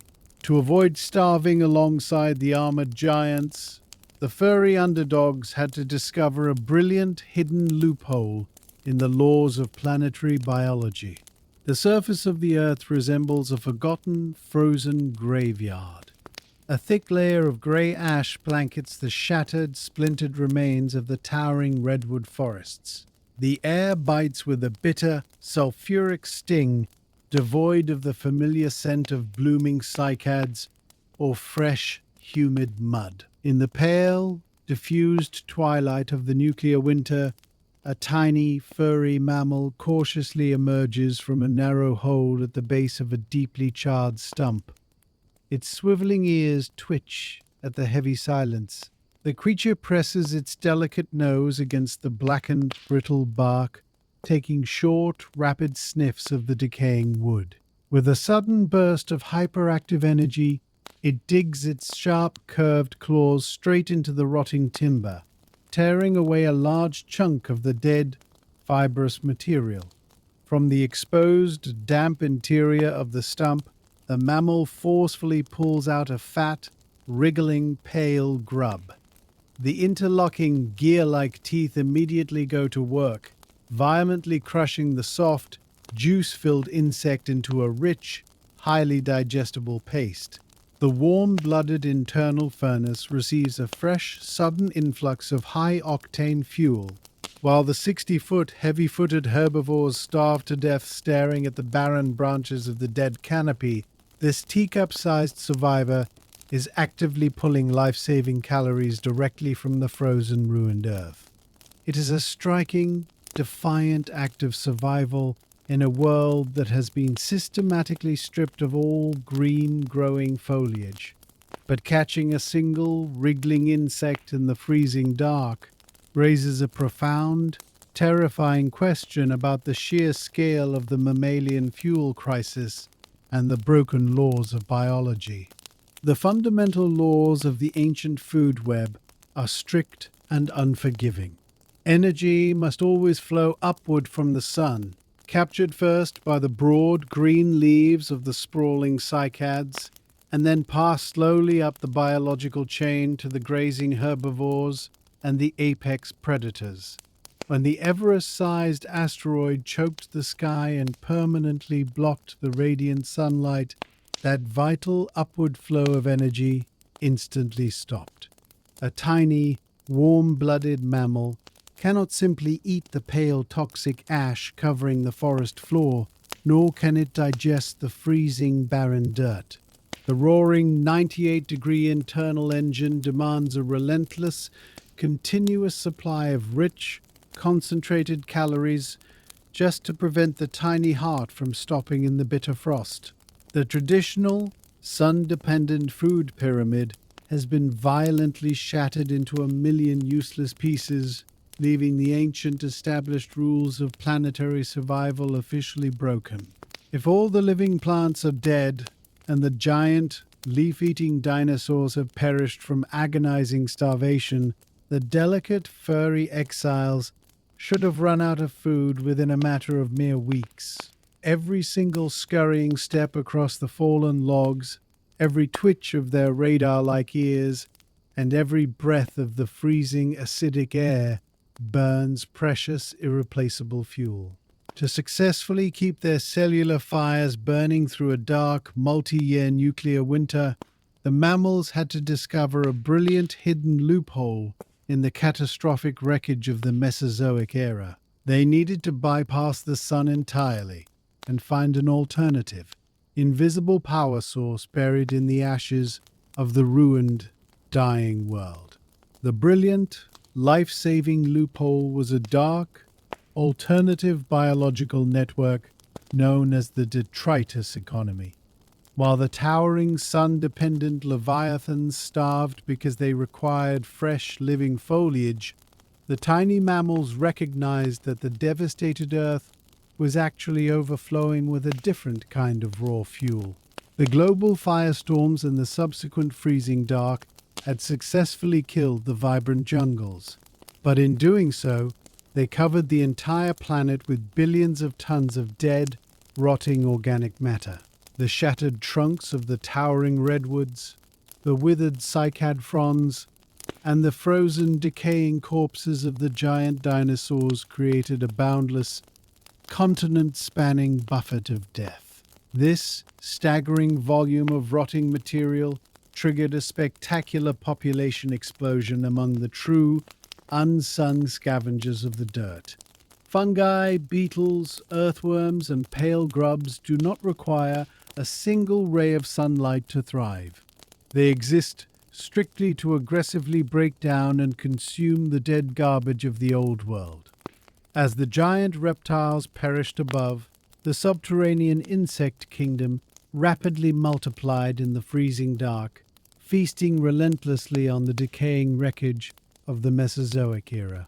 The soil became a rich, squirming factory of decomposers, actively turning the tragic ruins of the ancient forests into a boundless, renewable supply of crawling, high-fat protein.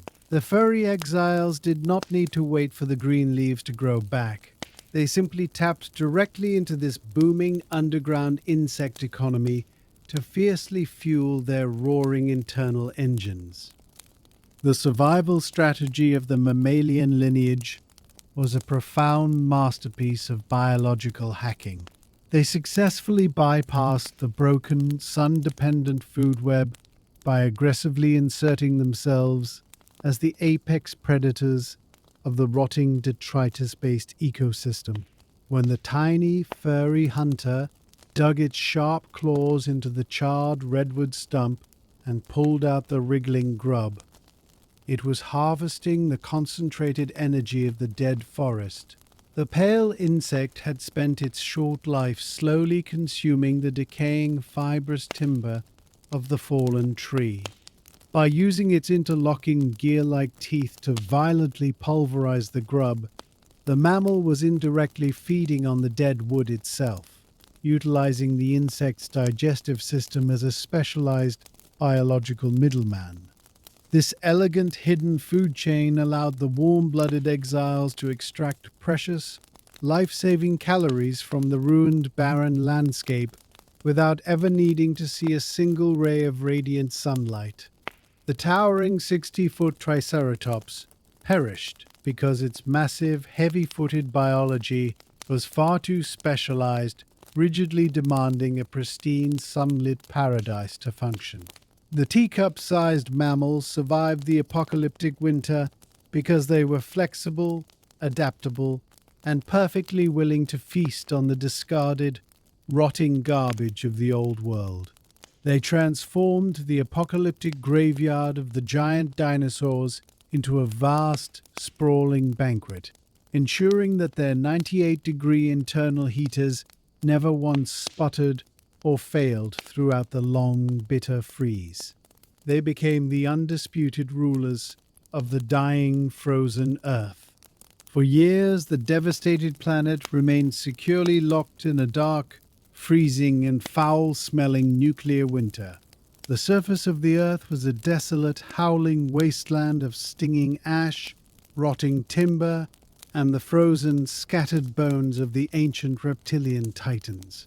The furry, teacup-sized mammals scoured the blackened logs and dug through the freezing mud, relying exclusively on the squirming, hidden scavengers to survive the long, bitter night. But the punishing, toxic shroud choking the upper atmosphere was not a permanent, unyielding geological fixture.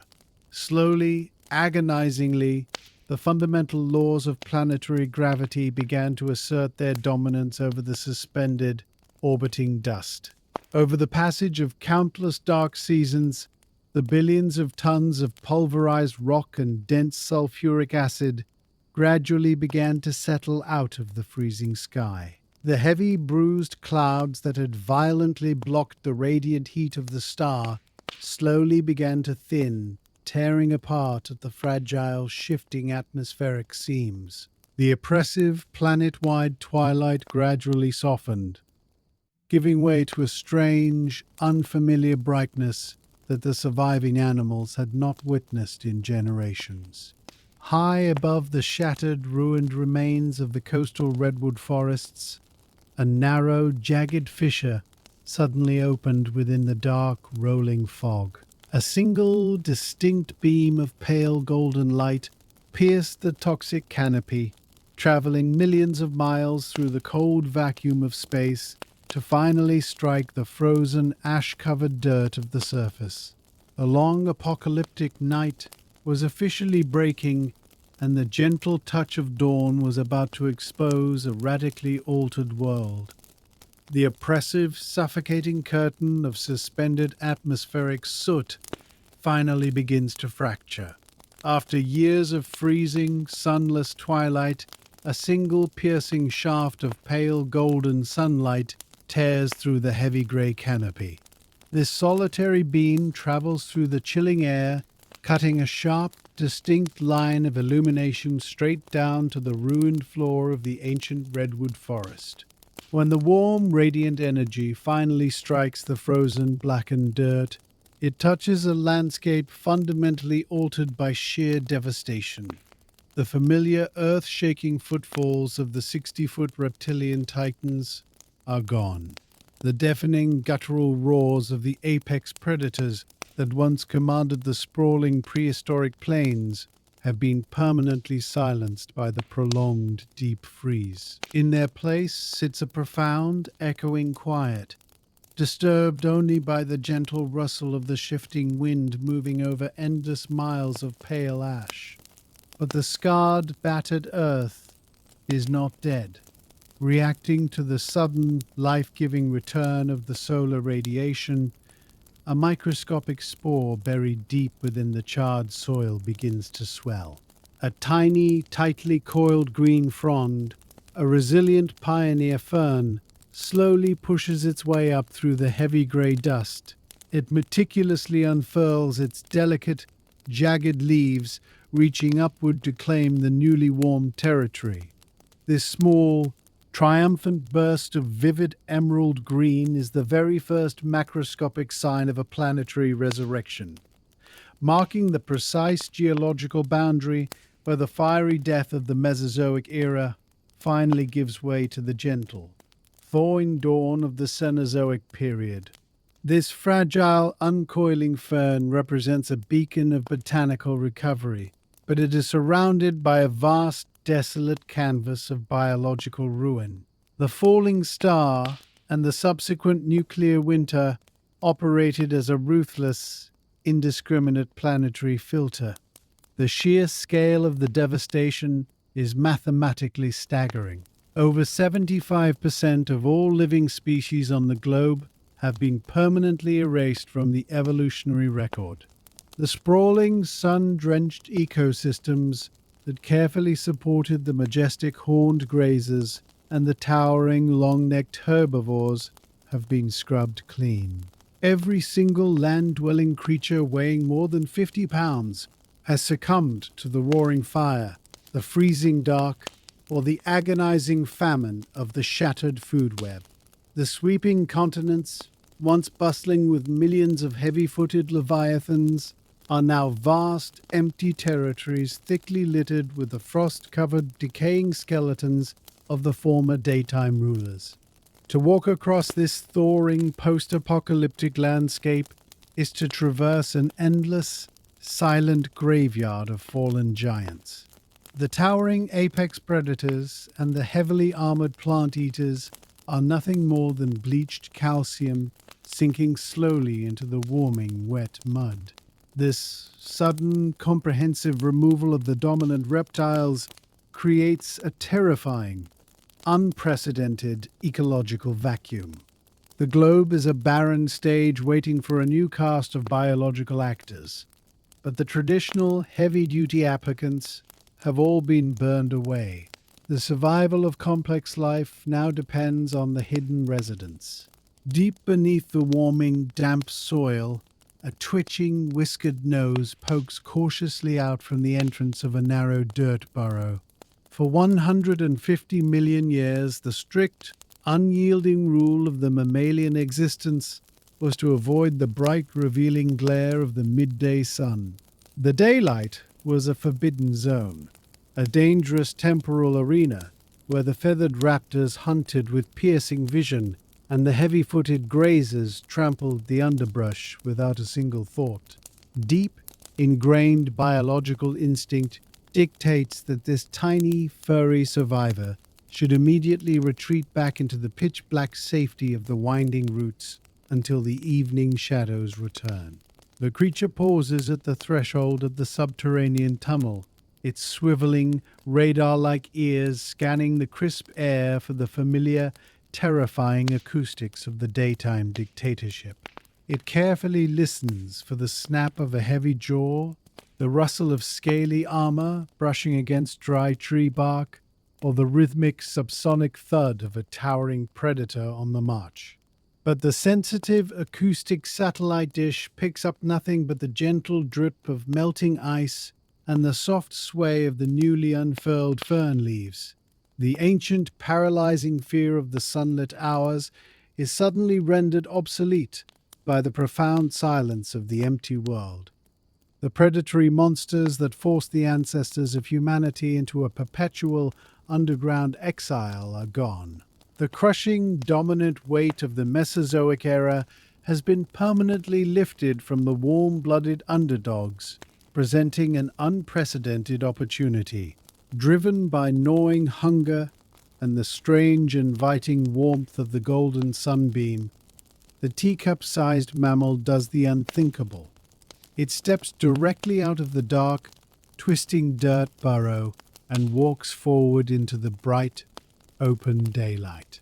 The radiant solar energy washes over its thick, dark fur, a raw physical sensation its subterranean ancestors had rigorously avoided for over 1,000,000 generations.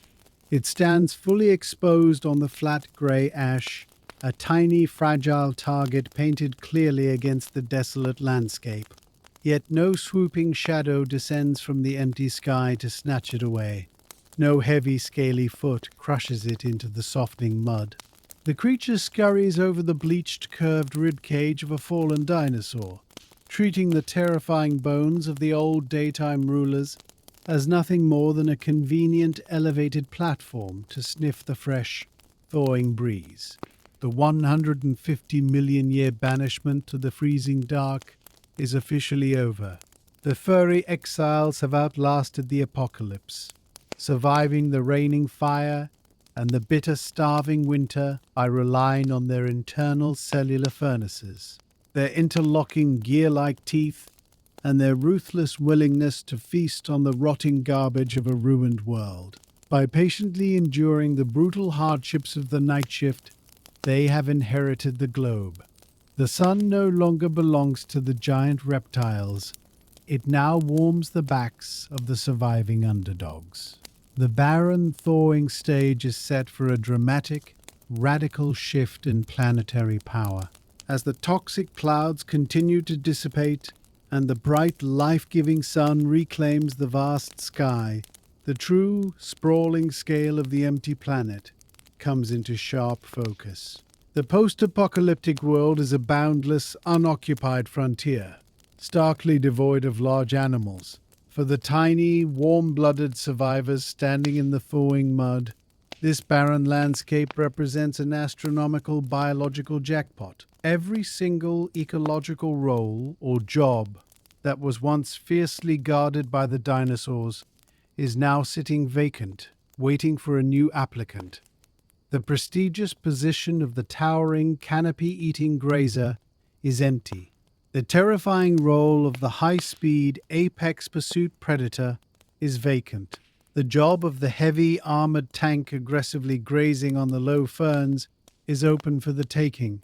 Without the heavy, crushing weight of the giant reptiles to physically suppress their growth, the remaining mammals are no longer forced to remain the size of a teacup.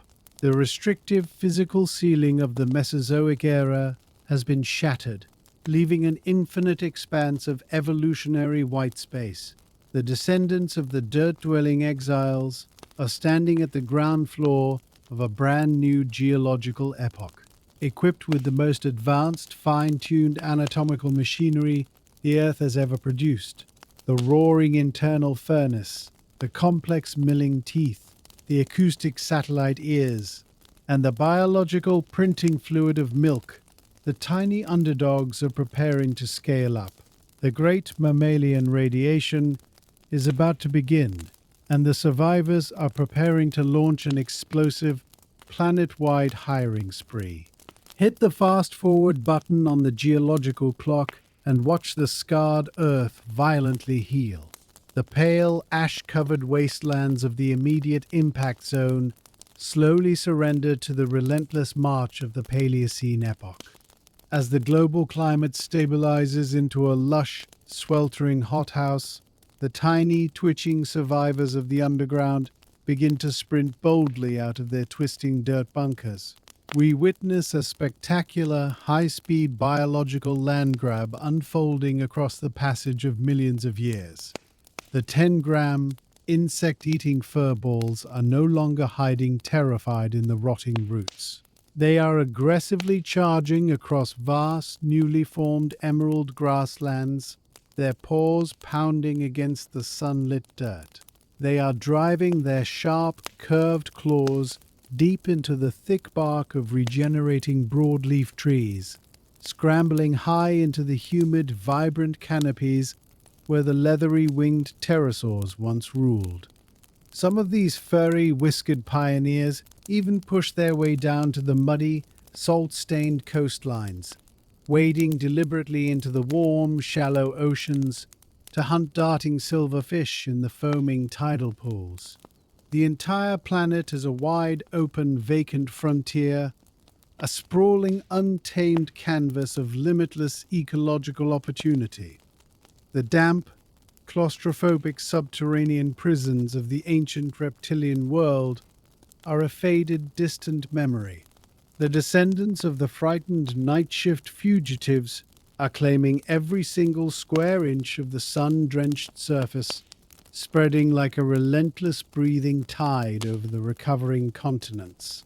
They are testing the boundaries of a world without monsters, watching a 10-gram, shrew-like creature scamper nervously across a fallen mossy log. It seems absurd to imagine this fragile animal as the rightful heir to the towering legacy of the dinosaurs. The physical contrast is almost comical. The undisputed kings of the prior era were 60-foot-long, heavy-footed leviathans, equipped with sweeping bone horns, thick armor plates, and crushing jaws capable of snapping thick tree trunks in half. They commanded the earth through raw, overwhelming physical force and sheer, unyielding size. Now, the grand evolutionary stage belongs to a shivering, whiskered creature that could easily fit inside the palm of a modern human hand. How exactly does a tiny, ground-dwelling scavenger suddenly step up to replace the awe-inspiring majesty of the reptilian titans? Biology usually moves at a punishingly slow, deliberate pace, taking countless generations to add just a few inches of bone or a single pound of dense muscle to a species. Yet, the wide-open plains and the rapidly expanding overgrown forests demand new giants to consume the dense foliage and hunt the multiplying prey. The empty throne of the apex predator and the towering canopy grazer sits waiting in the sun, but a 10-gram furball appears woefully unsuited for the demanding job. It feels like asking a fragile, ticking pocket watch to perform the heavy lifting duties of a roaring industrial bulldozer. The strict physics of scaling up a miniature, burrowing rat into a dominant, earth-shaking behemoth presents a baffling, seemingly impossible evolutionary puzzle. The secret to their explosive, rapid ascent to planetary dominance was hidden deep within their ancient, battle-tested anatomy. The tiny mammals did not need to invent new biological weapons from scratch to conquer the recovering Earth. They had spent 150 million years trapped in the freezing dark, and that brutal, unforgiving exile had forced them to forge the most sophisticated, high-performance biological machinery the natural world had ever seen. Their 98-degree internal cellular furnaces provided relentless, all-weather stamina, allowing them to sprint and hunt fiercely regardless of a sudden frost or a sweltering heat wave. Their complex, gear-like molars extracted rich, high-octane calories from tough wood and thick bone with staggering industrial efficiency. Their radar-like acoustic satellite ears mapped the surrounding environment with flawless, three-dimensional precision. Their nutrient-dense milk acted as a perfect liquid superfuel to rapidly, safely grow the next fragile generation. This foundational biological package was a masterpiece of survival engineering, but it had always been aggressively suppressed by the crushing presence of the giant reptiles. The heavy-footed dinosaurs had acted as a brutal, unyielding physical ceiling, violently stomping out any furry creature that dared to grow larger than a small badger. The exact moment the falling star wiped the reptilian titans from the board, that oppressive physical ceiling shattered into dust. The over-engineered miniature beasts were suddenly handed an infinite supply of green food and zero competition. Unchained from the relentless terror of the daytime dictatorship, the mammalian blueprint entered a phase of explosive, unprecedented physical scaling. Because their underlying anatomical engine was so phenomenally efficient, adding raw bulk and heavy muscle was a remarkably simple evolutionary adjustment. Within a few short million years, a mere passing blink of an eye in deep geological time, the descendants of the shivering dirt dwellers began to rapidly balloon in physical stature. The 10-gram insect eaters evolved into swift, fierce predators the size of modern wolves, running down their panicked prey across the sprawling sunlit grasslands with tireless, warm-blooded stamina. Other diverging lineages bulked up their skeletal frames, developing dense, heavy bones and thick, powerful muscles to become barrel-chested grazers the size of wild horses, confidently chewing through the endless fields of tough new vegetation. The dramatic scaling did not stop at the size of a horse.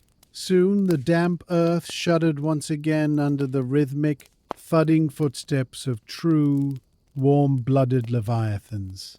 Furry giants the bulk of modern rhinoceroses and towering, heavy-tusked elephants began to aggressively push their way through the dense tropical jungles. They used their immense newfound weight to violently snap thick tree branches and proudly claim the highest sun-drenched canopy leaves. The vulnerable outcasts of the ancient root systems had successfully transformed into majestic, earth-shaking titans. The great mammalian radiation was a total, sweeping conquest of the recovering planet. They did not just seize the empty fern plains and the dense broadleaf forests. Driven by the flawless, adaptable power of their 98-degree internal furnaces, they pushed their biology into every available vacant corner of the globe. They waded deep into the freezing dark oceans, slowly reshaping their furry limbs into sleek, powerful flippers to become the undisputed echoing rulers of the deep marine waters as heavy, blubber-wrapped whales. They stretched thin, leathery membranes of skin between their elongated, fragile fingers, taking violently to the night sky as darting acrobatic bats to hunt the endless swarms of airborne insects. Land, air, and sea all fell under the firm, unyielding dominion of the warm-blooded empire. The long, terrifying reign of the giant reptiles was officially replaced by a dynamic new era of thick fur, nutrient-dense milk, and grinding gear-like teeth. But amidst this spectacular, global explosion of diverse shapes and staggering sizes, one specific, unassuming lineage chose a distinctly different evolutionary path. While their distant cousins grew as heavy as elephants to dominate the ground, a small group of sharp-eyed mammals retreated upward, gripping the rough bark and ascending high into the swaying, sunlit branches of the forest canopy. Up in the dizzying heights of the ancient trees, these agile, grasping climbers were quietly preparing to master a weapon far more dangerous than sheer physical bulk or razor-sharp claws. They were about to spark a revolution of the mind. Fast forward through millions of passing seasons, leaving the sprawling canopy of the deep past to arrive in the crisp, quiet environment of the modern day. A solitary human sits alone inside a brightly lit, temperature-controlled room. The environment is safe, sterile, and perfectly predictable. Outside the reinforced glass windows, a sprawling metropolis of steel and concrete hums with the relentless energy of the 21st century. Humanity sits proudly at the supreme peak of the global food chain, possessing the unmatched mechanical ability to split the atom send fragile vessels into the freezing vacuum of deep space, and rewrite the fundamental genetic code of living organisms. This modern Homo sapiens looks around at the glowing screens and the smooth manufactured surfaces, feeling profoundly detached from the raw, unyielding dirt of the ancient world. The modern mind views itself as the ultimate, undisputed apex species, a shining beacon of intelligence far removed from the desperate, scrambling survival of the prehistoric underground. The visceral terror of hiding inside a damp, rotting redwood root while a 7-ton reptilian behemoth marches directly overhead feels like a bizarre alien fairy tale. The story of the trembling, whiskered scavengers of the Mesozoic era seems severed from the sophisticated upright apes who now pave over the wild fern prairies with flat grey asphalt.